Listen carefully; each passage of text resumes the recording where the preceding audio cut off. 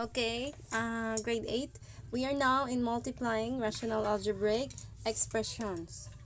So, on in your try this activity on page 74.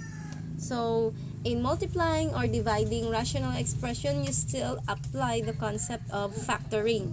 So, before you multiply, factor out if there is something that you can factor. Okay, if it's factorable, factor out so that you can simplify your fraction and maybe something will be cancelled there.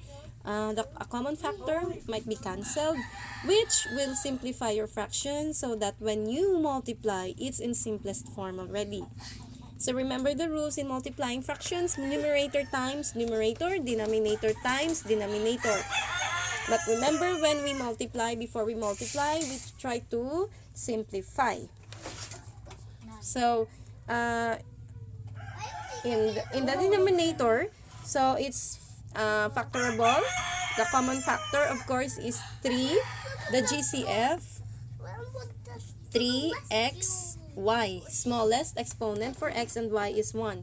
And then, open parenthesis. So, 6 divided by 3 will give you 2. X the same, if you notice, dividing the same numerator and the denominator will give you 1. So cancel, only 2 is left. Copy the sign. So 3 divided by 3 will give you 1. And then x squared divided by x will give you x. Because 2 minus 1 here is 1. Y is cancelled, right? Then, this is a difference of 2 squares, so get the square root of x squared, which is x, and the square root of 4, which is 2. X minus 2, the other one is x plus 2, or you can write it in either way. This comes first, followed by this. It's okay. Next, copy the times, and then factor out your general trinomial, okay?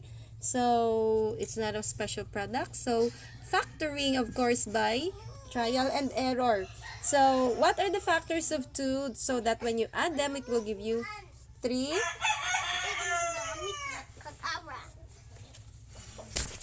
So that it will give you negative 3. So, since the denominator is, the middle sign is negative and your 2 here is positive, it tells you that your 2 has factors that are both negative. So, x for the square root of x, for one of the factors of x squared is x, no? So, x minus 2 and x minus 1.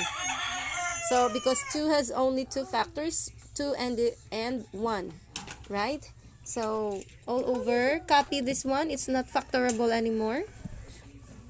Now, if you notice, they are now in factored form. We can now cancel numerator denominator relationship. So x plus 2 and 2 plus x here can be factored, right? So they're the same, and then x minus 2 here and x minus 2 here, they're the same, so cancelled also. And then is there more to cancel? Yes, this 3 here and the 12. The answer is 1 here and 4 for 12, because 12 is divided by 3, which is 4, and 3 of course is divided by 3 itself, which is 1. And the xy, right, if you notice, x here cancel and y cancel.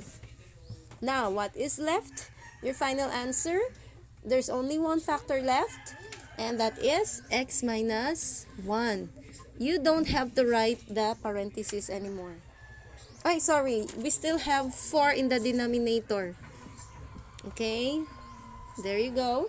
So, x minus 1 in the numerator multiplied, this is 1. So, this times this, which is 1, is still the same. And 4 times 1 here is still 4.